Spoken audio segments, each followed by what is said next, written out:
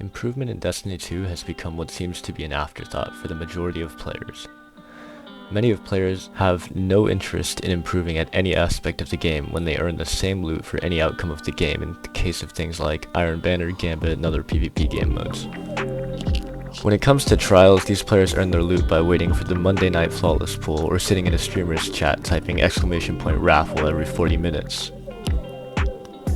Carry culture accentuates the distaste for improvement and is advocated by Bungie, further developing the notion: why improve when you can just get carried through anything hard? If you're like me and want to improve at the game for one reason or another, whether it's to impress your friends, to go flawless more than once a week, or if you're an improvement addict like me, you should follow this one rule. Don't play 6v6 if you are trying to improve. Let me explain my reasoning. The first reason is that 6s desensitizes you to dying. In a game mode where there are 12 players throwing around all kinds of abilities, supers, heavy ammo, getting spawn killed and running at each other with shotguns out, you die. A lot.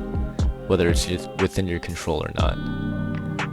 Playing for kills, as one does, in 6s, leads you to be careless and builds bad habits where you don't play smart and value your life less.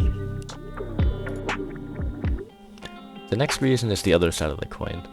The most effective way to play 6s is to bait your teammates, be the cleanup crew, and catch people off guard after fighting your teammates.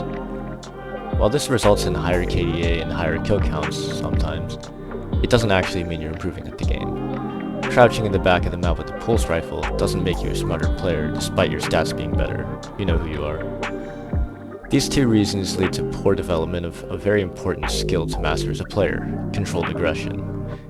If you want to learn more about controlled aggression, there's a link to a video by Lunars in the description that I highly recommend watching.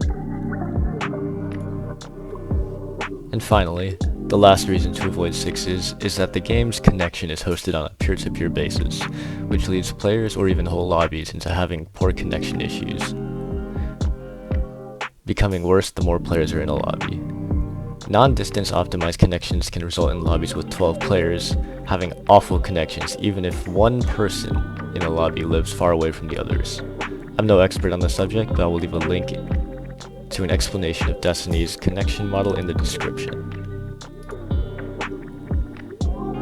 In conclusion, 6v6 game modes can be a good way to have some laid-back fun, but create bad habits in players that live primarily in the playlist.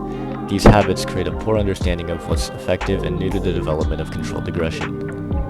This, along with the poor connection model in the game, makes 6v6 hard to recommend to any player who wants to improve.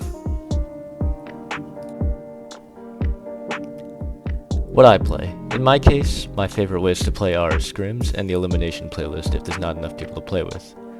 I'm not huge on survival because of poor spawns, super long drawn out games, and heavy ammo every round, but if you're into it, survival is also a decent option. If you stayed this long in the video, thanks for watching. This video and other improvement videos to come are inspired by our Lunars, Ascendant Nomad, and Patty Cakes. Check them out if you already don't know them.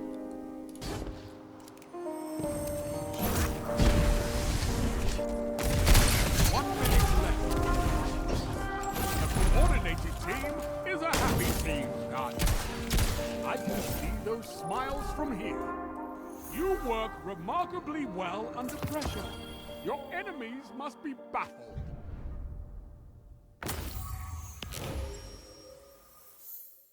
Bro, do you want to leave some kills for